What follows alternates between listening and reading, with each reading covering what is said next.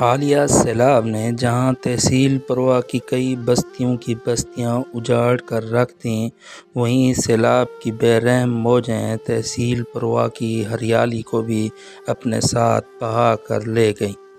سیلابی پانی سے گنا، چاول، مونگی اور دیگر فصلات مکمل طور پر تباہ ہوئیں۔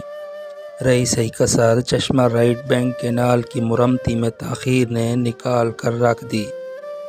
چشمہ رائٹ بینک کینال کی تحصیل پروا کی حدود میں بندش سے نہ صرف گندم کی کاشت نہ ہو سکی بلکہ بچی کچی گنے کی فصل بھی تباہی کے دہانے پر پہنچ چکی ہے۔ نہر کی بندش کے باعث زمینداروں اور کاشتکاروں کے ساتھ ساتھ ہر شعبہ سے تعلق رکھنے والے افراد کو شدید نقصان اٹھانا پڑ رہا ہے۔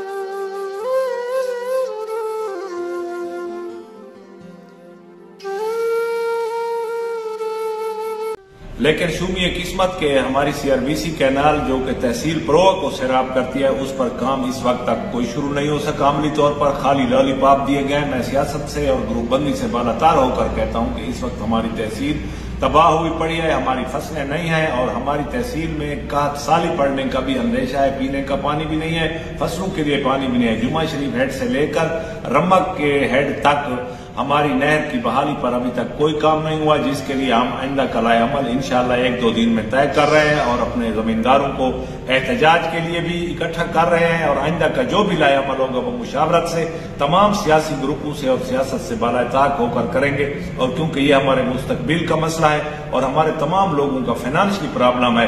پینے کا پانی بھی ہمارے لوگوں کا نہیں ہے، لاکھوں کی آبادی ہے نہر کے ساتھ، اور فصلات بھی تباہ ہو چکی ہیں، اور مزید بھی 1-2 سال تک فصلیں اگانے کا ہمارے پاس پانی نہیں ہے۔ انشاءاللہ ہم اس کے لیے 1-2 دن تک آئندہ لائحہ عمل بھی طے کریں گے اور اس کے لیے احتجاج بھی کریں گے اور ہر فورم پر جائیں گے۔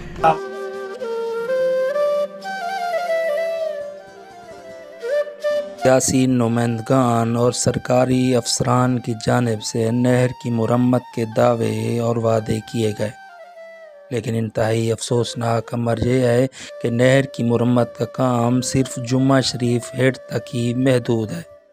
اب تحصیل پروا کے باقی ماندہ علاقہ جات اور تحصیل توسا کے باسی نہر کے پانی کو کب تک ترسیں گے کوئی نہیں جانتا۔ کیمرہ ٹیم کے ساتھ خالد ارشد، تحصیل پروا، ڈیرہ اسماعیل خان۔